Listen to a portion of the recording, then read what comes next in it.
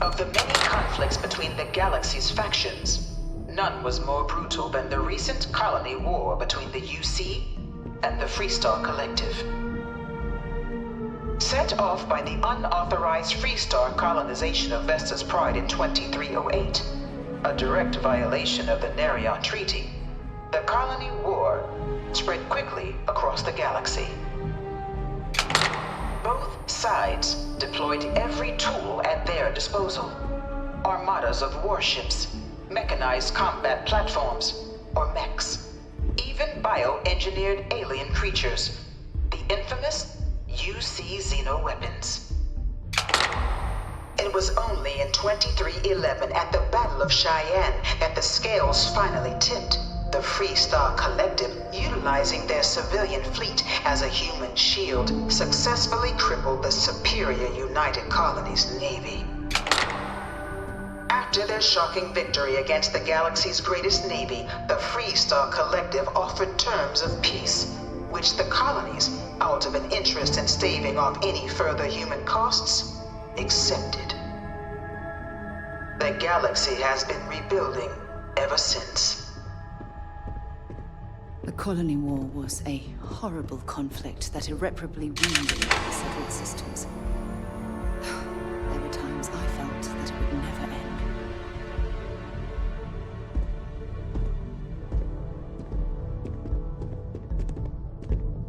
Few settled worlds were left untouched by the colony war. But nowhere could the viciousness of modern warfare be seen more clearly than on the Freestar planet of Nera. Initially occupied by invading United Colonies forces as a forward operating position, repeated attempts to take and retake the planet by collective forces led only to devastation. Swaths of the world were transformed into scorched husks, a nightmarish testament to the depths of human ingenuity and human cruelty. And today, Nera remains a continuing reminder to the horrors of unfettered war.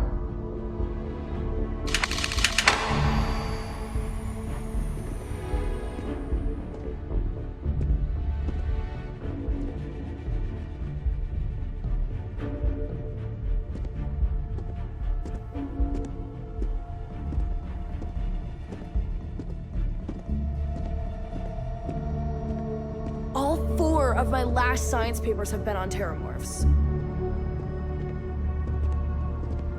I bring her here almost every day to stare at this thing.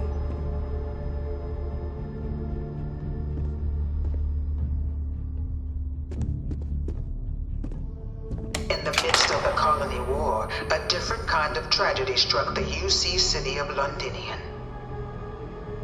A newly constructed but critical supply center for the United Colonies' war effort, Londinian found itself overrun by one of the galaxy's most mysterious predators, the Terramorph. A rare but pervasive threat to all human-settled worlds, Terramorphs swept over the city, seemingly out of nowhere, on a scale never before seen in recorded history. Valiant efforts by the UC military slowed the onslaught, but the creatures proved unstoppable. Ultimately, the decision was made to destroy the Londinian spaceport, sealing off the city, the outbreak, and its citizenry from the galaxy at large. The tragedy of Londinian is mourned by the UC to this day.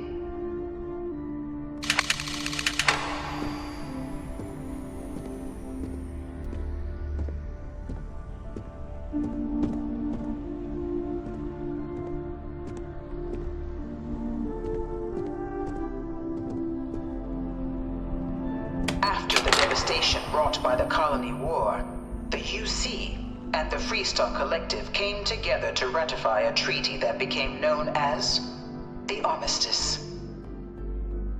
Both sides agreed to a vast reduction in standing forces, and that xeno-weapons and mech warfare would be outlawed. All related research was sealed away, accessible only in cases of dire emergency. But the Collective had another demand. commanders of the UC military stand trial for their actions. The United Colonies, in the interest of peace and galactic security, agreed. In 2311, 3 United Colonies senior officers were found guilty.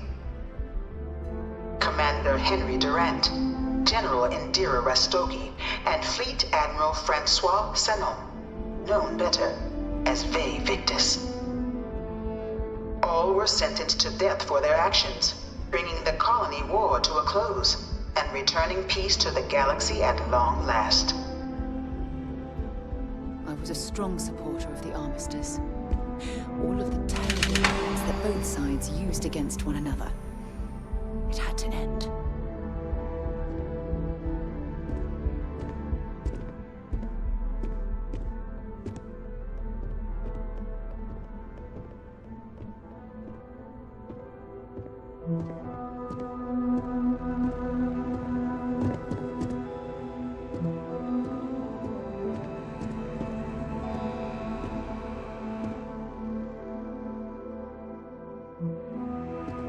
It was into this new world that the Vanguard was born. An official branch of the UC Navy, the Vanguard is the United Colonies Volunteer Fleet, serving a myriad of security, logistical, and reconnaissance roles. And after a sufficient length of service, UC citizenship is guaranteed to every Vanguard member. Open to all captains, regardless of origin, the Vanguard is leading the charge to protect and support the citizens of the United Colonies, wherever in the galaxy they may be. Please don't touch the displays.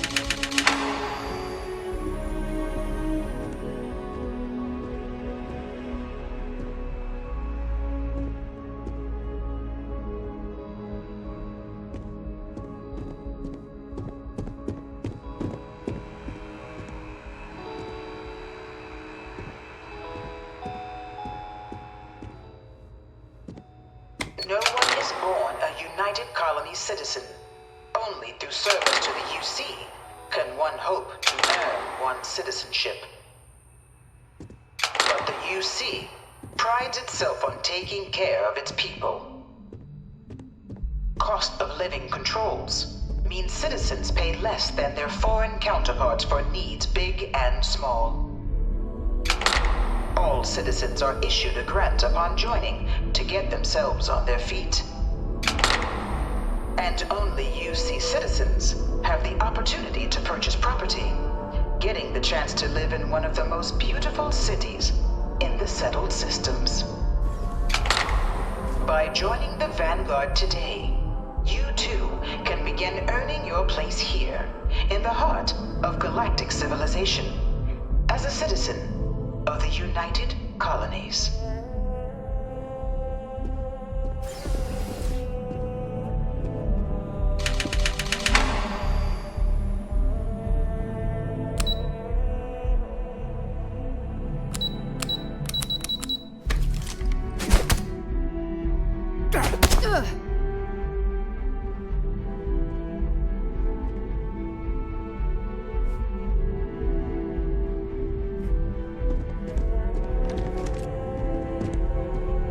UC sank a lot of money into this place. They say it's to teach foreign pilots our history. I think it's more about telling history how they want it told.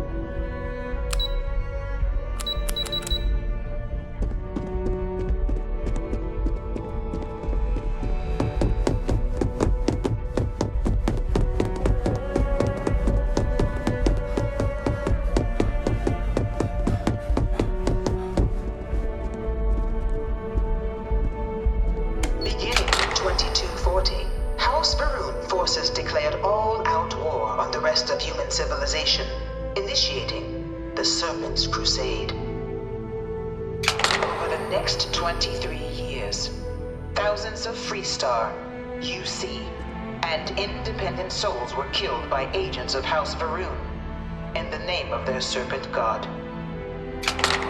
It was only with the death of their founder in 2263 and the success succession of his heir, Jarek, that House Varun finally sued for peace. There remains, however, select members of House Varun who refuse to recognize the cessation of hostilities their leaders established. Even after House Varun's mysterious disappearance, these zealots remain a threat to all who encounter them. Their pacification, a goal of all space.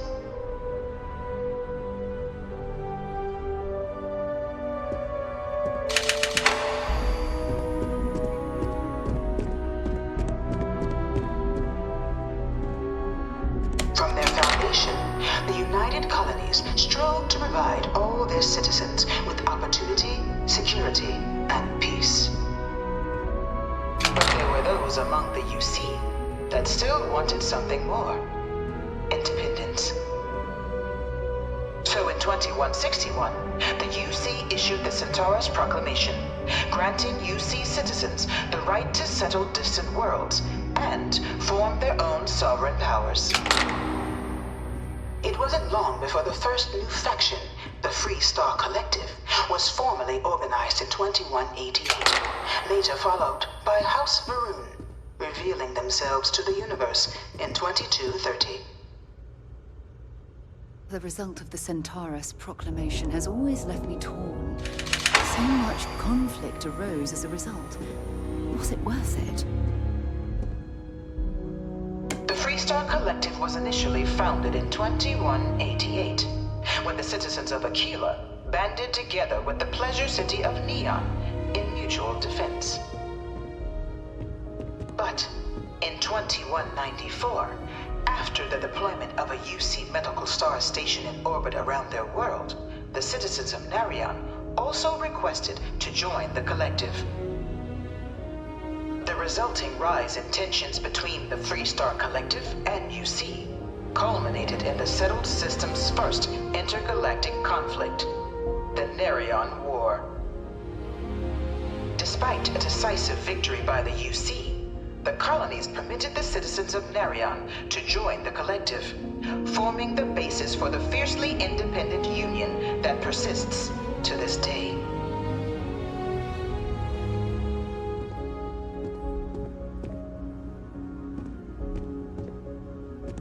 It was only in 2230 that the faction known as House Varun first made contact with the rest of the settled systems.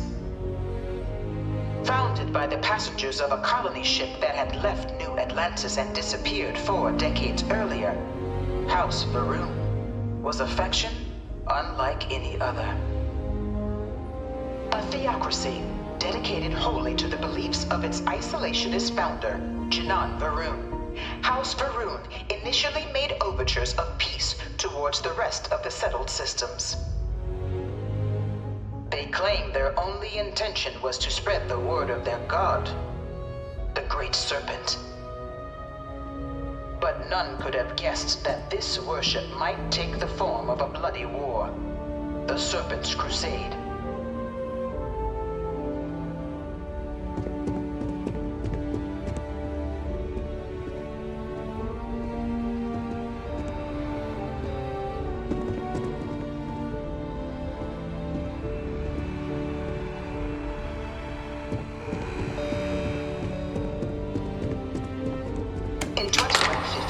Humanity learned the Earth's magnetosphere would collapse sometime in the next half-century, eliminating all life on the planet. Decisive action was required, but the secure transport of an entire civilization would demand a new kind of cooperation, a new kind of courage, and a new kind of union. Thus, in 2159, the United Colonies were formed to make that journey possible. Just 1 year later, the Galileo, the first of many colony ships, touched down here on Jemison, beginning a new era of human history, the age of the United Colonies. The effort and planning it must have taken to evacuate literally the entire world. Can you imagine? The logistics alone must have been mind-boggling.